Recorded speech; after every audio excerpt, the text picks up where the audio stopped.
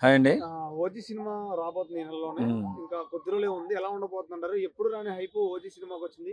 ఏ సినిమాకి రాని కూడా అనేది హోప్ కూడా దీనికొచ్చిందని చెప్తున్నారు. మరి ఏ విధంగా చూడొచ్చు సినిమాని? ల్యాబ్ రిపోర్ట్ ప్రకారంగా చాలామంది మాట్లాడుకుంటున్నారు. హ్మ్. బయటికి లీక్ అయింది. 'ఓజీ' సినిమా ఒక అద్భుతమైన సినిమాగా రిలీజ్ కాబోతుంది. చాలా సూపర్ డూపర్ హిట్‌గా అవుతది. హ్మ్. చూసిన వాళ్ళు అంటున్నారు. నిజంగా సుజిత్ కష్టం. హ్మ్. ఈ 4 సంవత్సరాలు ఎంతో కష్టపడ్డాడు. హ్మ్. నిజంగా అలాంటి అబ్బాయికి భవిష్యత్తు కావాలి. ఖచ్చితంగా 'ఓజీ' ఆ భవిష్యత్తు ఇత్తదని చెప్పేసి ఆళ్ళు నమ్ముతున్నారు. నాలాంటి అభిమానులు కూడా నమ్ముతున్నారు. 'ఓజీ' సినిమా మాత్రం ఓ సూపర్ డూపర్ హిట్ కాబోతుంది. ఎన్ని వేల కోట్లు రావచ్చండి? వేల కోట్లు, వందల కోట్లని నేను చెప్పలేను గానీ, హ్మ్. కాకపోతే ఓ అద్భుతమైన హిట్‌గా పాన్ ఇండియా మూవీగా పవన్ కళ్యాణ్ గారి జీవితంలో, సినీ జీవితంలో పవన్ కళ్యాణ్ గారి సినీ జీవితంలో ఒక అద్భుతమైన సినిమాగా అది ఉండబోతుందని చెప్పి మాత్రం అనుకుంటున్నాం. అయితే ఈ సినిమా గురించి రోజా గారు నిన్న మాట్లాడటం ఏం మాట్లాడారంటే, హ్మ్.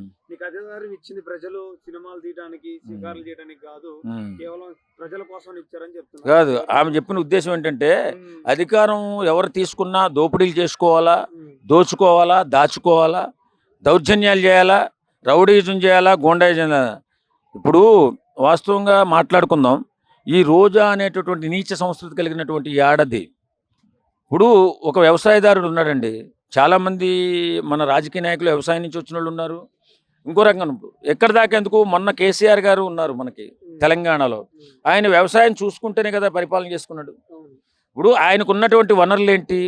Only acting. హ్మ్. యాక్టింగ్ మీద సంపాదించుకోవాలా, ఆయన పార్టీని పోషించుకోవాలా, ఆయనకున్నటువంటి అనుచరులను చూసుకోవాలా, తర్వాత తన బిడ్డలను చూసుకోవాలా. హ్మ్. ఇన్ని రకాలుగా ఆయన చూసుకోవాలంటే సినిమాలు చేసుకోవాలా. హ్మ్. వీళ్ళకిలాగా దోపిడీ చేత కాదు, లక్షల కోట్లు దుబ్బేయడం చేత కాదు, కమిషన్లు తీసుకోవడం చేత కాదు, కబ్జాలు చేయడం చేత కాదు. కాబట్టి సినిమాలు చేసుకోవడానికే పవన్ కళ్యాణ్ గారు సినిమాలు చేసుకుంటూ రాజకీయం చేస్తారు. నీకేం నొప్పి? హ్మ్. నువ్వు దొబ్బిన కాడకు దొబ్బావు, నీ నాయకుడు దొబ్బాడు, నువ్వు దొబ్బావు, కావలసినంత దోసేసుకున్నారు. హ్మ్. రాష్ట్రాన్ని అతపాతాళానికి తొక్కేశారు, ఆంధ్ర రాష్ట్రాన్ని. హ్మ్. ఈవేళ వెకిలి నవ్వులు వెర్రి చూపులు చూస్తున్నారు మీరు, ఎందుకంటే సంపాదించేసుకున్నారు. కాబట్టే పవన్ కళ్యాణ్ని అసలు సిగ్గుందా రోజు అనే దానికి నిజంగా హ్మ్. ఆయన పని ఆయన చేసుకుంటూ, హ్మ్.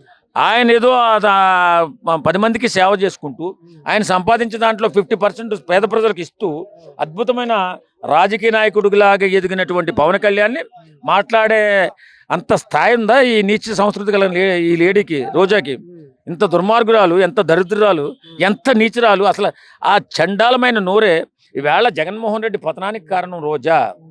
జగన్మోహన్ రెడ్డి పతనం అయిపోవడానికి కారణం 100% రోజానే. ఆ! ఖచ్చితంగా ఈ దరిద్రమైనటువంటి ఈ లెగ్గు మన ఇందులో లేకపోతే, వైసీపీలో లేకపోతే జగన్మోహన్ రెడ్డి ఇంత పతనం అయ్యేవాడు కాదు. హ్మ్. ఇంత దరిద్రమైనటువంటి జీవితాన్ని అనుభవించేవాడు కాదు. హ్మ్. నిజంగా రోజా అనేటటువంటి ఆ వ్యక్తి హ్మ్. ఆంధ్ర రాష్ట్రాన్ని బట్టిన ఒక శని అన్నమాట. హ్మ్. అంత దరిద్రమైన వ్యక్తిత్వం ఉన్న వ్యక్తి ఎవరు లేరు. పవన్ కళ్యాణ్ లాంటి వ్యక్తిని అంత మాట అన్నదంటే హ్మ్. ఇంకా దీని బతుకేంటి, తన తన జీవితం ఏంటి? హ్మ్. ఎంత దోసేసిందండి తను ఈవేళ. రాజకీయం అయిపోయిన తర్వాత మళ్ళా ఇప్పుడు షోలకొచ్చాడో తెలుస్తుంది కదా! మరి దాన్ని ఏ విధంగా చూడొచ్చు? అంతే, వాళ్ళు చేస్తే సంసారం, ఎదుటోడు చేస్తే వ్యభిచారం. హ్మ్. అంత నీచమైన క్యారెక్టర్ కాబట్టి ఆ మనిషికి ఆ జీవితం అలా ఉంది. హ్మ్. ఎంతమంది ఆ, పా పాపం మూటగట్టు ఉంటుంది ఆమె. హ్మ్. ఈవేళ అసలు ఆ రోజా అనే దానికి వాల్యూ ఉందా ఎక్కడన్నా? హ్మ్.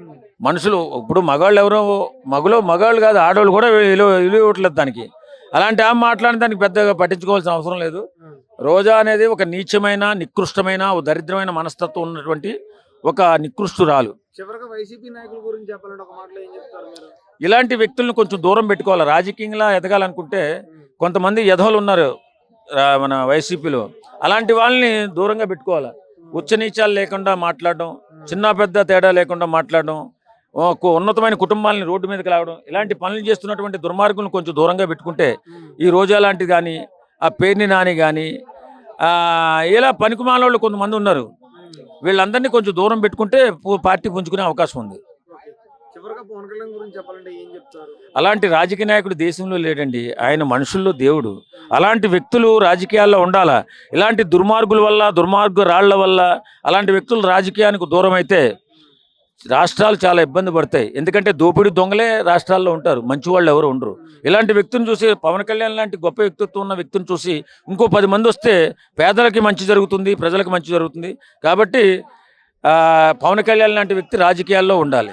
అదే చాలా మంది ఏమంటున్నారంటే, ఈయన సొంత పార్టీ పెడతా అని చెప్పి తీసుకుపోయి బీజేపీ, టీడీపీలో కలిపిండు. ఈయన వల్ల ఏది కాదు కాబట్టి ఇలా చేశాడు అన్నట్టుగా చెప్తున్నారు. సో, వాళ్ళకి అభిమానులు కూడా ఆయన చేసే పద్ధతి తీరు రాజకీయంలో నచ్చట్లేదు నాకు అని చాలా మంది ఫ్యాన్స్ కూడా చెప్తున్నారు. దాన్ని ఈ విధంగా చూడొచ్చు మరి మీ comment. వాస్తవంగా అధికారం కావాలనుకున్నప్పుడు సీనియారిటీ కూడా ఉండాలండి. ఇప్పుడు ఆ పార్టీ పెట్టి 10 సంవత్సరాలు అవుతుంది. ఎన్నో కష్టాలు నష్టాలకి ఎదురొడ్డి నిలబడింది. ఈవేళ ఇప్పుడు ఆయన వీళ్ళకి చెప్పేవాళ్ళకి అడిగేవాళ్ళకి మాట్లాడే వాళ్ళకి నిజంగా బుర్రా బుద్ధి లేదు. నేను ఎందుకంటున్నా అంటే బుర్రా బుద్ధి లేదని, ఆయన డబ్బు లేని రాజకీయం చేయాలా, నీతివంతమైన రాజకీయం చేయాలా, నిలబడాలంటే అయ్యే పని కాదు. ఇప్పుడున్నటువంటి ఈ దుర్మార్గమైన రాజకీయ వ్యవస్థలో పవన్ కళ్యాణ్ లాంటి వ్యక్తి నిలబడమే చాలా కష్టం. అలాంటిది ఒంటరిగా నిలబడి ఆయన ఏం సాధిస్తాడు? ఆల్రెడీ నిలబడాడు, 2 చోట్ల ఓడిపోయాడు కదా. ఒంటరిగా నిలబడితే అంత శక్తి సామర్థ్యాలు ఎవరికి ఉండవు. డబ్బు లేని రాజకీయం చేయాలి. ఒక్కడిని గెలవమను, ఈ మాట్లాడే ఈ సన్నాసుల్ని ఒక్క డబ్బులు ఖర్చు పెట్టకుండా ఒక్క ఎమ్మెల్యేని గెలవమను. గెలిచే అవకాశం ఉందా? గెలుస్తాను దమ్మున్న మగాడిని ఒక్కడిని చూపించమను, ఒక్కడు లేడు. కాబట్టి వేళ పవన్ కళ్యాణ్ గారిని అనడానికి ఈజీయే. ఇది 3 పార్టీలు కలిస్తే నష్టమే ఉంది. మన దగ్గర బలం లేనప్పుడు ఇంకొకటి కలుపుకుంటాం. చెప్పింది ఒకటి, ఏం చెప్పాడు? ఏం చెప్పలే అతను. నేను ఒక్కడనే పార్టీ పెట్టేసి నేను ఒక్కడనే నిలబడిపోయి నేను ముఖ్యమంత్రి అయిపోయి మీకు సేవ చేస్తానని చెప్పలే. ఆయన పార్టీ పెట్టాడు, ఎప్పటికైనా అవకాశం వస్తుంది, 15 సంవత్సరాలు నేను ఇలానే ఉంటాను, 30 సంవత్సరాలు ఇలానే ఉంటానని చెప్తున్నాడు. అతనికి కావాల్సింది ప్రజలు బాగుండడం, ఆయన బాగుండడం కాదు. ఆయన బాగుండాలంటే బంగారులా జీవితాన్ని వదిలేసి ఈవేళ రోడ్డు మీద ఈ నీచ సంస్కారం లేనటువంటి రాజకీయాల్లోకి ఎందుకు వస్తాడు? పేద ప్రజలు ఇబ్బందుల్లో ఉన్నారు, వాళ్ళని ఉద్ధరించాలా. నాకు భగవంతుడి దయ వల్ల భగవంతుడు నాకు యాక్టింగ్ అనే స్కిల్స్ ఇచ్చి వేళ నాకు కోట్ల రూపాయల ఆస్తిని అభిమానుల ద్వారా వస్తున్నాయి. వాళ్ళకి ఏదైనా ఉపయోగపడాలన్న ఆలోచనతో వచ్చాడు ఇతను. అలాగే చేద్దామని చూస్తున్నాడు. ఇంక నువ్వు ఒక్కడవే నిలబడంటే అది కరెక్ట్ కాదు.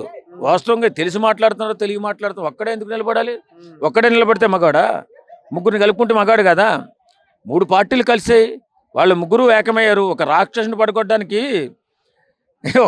పడుకోవడానికి చాలామంది కలుస్తారు. ఎందుకంటే ఆంధ్రప్రదేశ్ రాజకీయాన్ని సర్వనాశనం చేసింది 5 సంవత్సరాలు జగన్మోహన్ రెడ్డి. ఎక్కడో కూడా ఎవరికి విలువకుండా మాటలు తల్లిని చెల్లిని కూడా తిట్టించినటువంటి దుర్మార్గమైనటువంటి పరిపాలన చేసినాడు జగన్మోహన్ రెడ్డి. కాబట్టి అలాంటి దుర్మార్గుల్ని పడగొట్టాలంటే ఇలాంటి సన్మార్గులు కలవాలి అంతే. Thank you. Thank you.